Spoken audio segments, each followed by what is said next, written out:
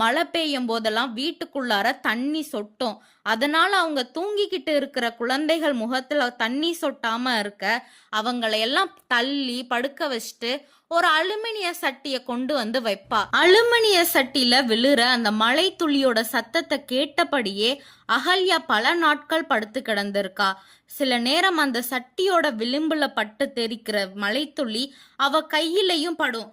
அப்பெல்லாம் ஒழுகாத அறைகள் இருக்க பெரிய வீட்டையும் கதகதப்பான படுக்கையையும் பத்தி கனவு கண்டுகிட்டே தூங்குவா. வீட்டோட நிலைமைய பத்தி அகல்யாவோட அம்மா எவ்வளவோ அப்பா கிட்ட சொல்லி பார்த்தாலும் அவங்க அப்பா காதுல கேட்ட மாதிரியே தெரியல.